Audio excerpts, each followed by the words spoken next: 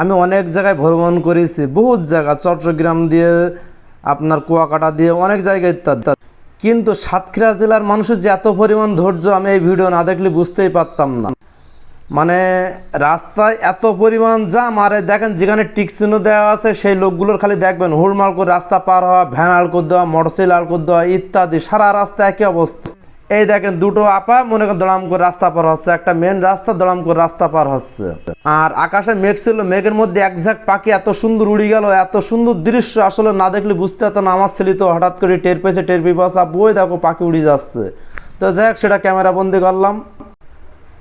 তারপরে আপনার আসার সময় মানে সাতক্ষীরা থেকে আমি বাগাছড়ার দিকে আসছি, যশোর জেলা আসছি। তো টাউনের ভিতরে এই একই অবস্থা, মনে করেন রাস্তায় জাম আর জাম, এত পরিমাণ জাম। আমি শুধু ভাবলাম যে মানুষের এত ধৈর্য, এইটুকু রাস্তা তার ভিতরে উল্টো আসছে, মোটরসাইকেল সাইকেল সব উল্টো, আর যে যেমনি পার হয়ে পারে ইচ্ছা মতন মনে করেন রাস্তা পার হচ্ছে। দেখেন খালি অটো পার হচ্ছে।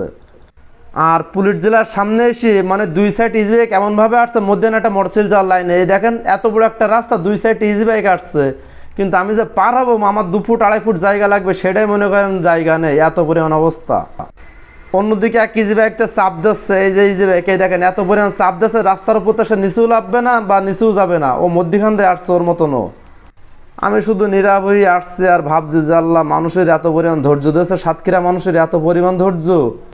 আর এখানে অন্য গাড়ি ঘোড়া নেই, তো সব আপনার ইজি বাইক আর রিক্সা, আপনি কিছুই পাবেন না। এটা হলো সন্ধ্যার টাইম, মাগরিবের কিছুক্ষণ আগে এই ভ্যান আড় করে দিলে রাস্তার মধ্যখানে।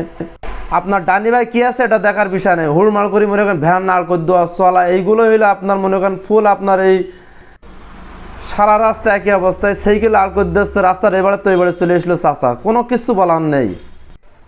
একটা মেন প্রধান সড়কতে আসলে এমন হওয়া উচিত না। তারপরেও ভাবলাম যে এখানকার মানুষের অভ্যাস হয়ে গেছে, প্লাস ধৈর্য আছে। যাক, বাইপাসে এসে একটু ভালো লাগছে। বাইপাসের এই মোড়টা 4 রাস্তার মোড়, একটা নিরিবিলি ফাঁকা। এখান থেকে আমাদের যশোর জেলা পর্যন্ত একদম সম্পূর্ণ রাস্তা ভালো ছিল। কলারোয়া পর্যন্ত একটু জাম ছিল, টুকটাক জাম ছিল কলারোয়া পর্যন্ত। বাদ বাকি মনে করেন সারা রাস্তা আমাদের কলারোয়া পার হওয়ার পরের থেকে একদম সুস্থ, জাম খুব কম ছিল আমাদের কলারোয়া পার হই। তো এটা হলো সন্ধ্যার আগ মুহূর্ত, মানে মাগরিবের আজানের 2-5 মিনিট আগেই। আর রাস্তার দুই সাইড তো বলাই লাগবে না, সাতক্ষীরা জেলা মানে ব্র্যান্ড প্রাকৃতিক, অনেক সুন্দর দৃশ্য। এদিকে একটা ট্রাক যাচ্ছে আর দুজন ইমার্জেন্সি লাইট জ্বালাচ্ছে, একটা ট্রাক ড্রাইভার স্লো হয়ে গেছে। এই যে 2 ভাই মোটরসাইকেলই মনে করেন ইমার্জেন্সি লাইট জ্বালানো শুরু করেছে। ঝাড়ডাঙ্গায় বিডার চেকপোস্ট আছে, এইখানে এসে দেখছি যে মানে একটা বাস আসছে, আর কোনো জায়গা নেই, মোটরসাইকেল বলে নিজে বাইক বলে নিচে ব্র্যাকেটই পড়ে যাচ্ছে। আমি আর কিছু বললাম না, আমার সামনে এক চাচা দেখি পড়ে যাওয়ার লাইন।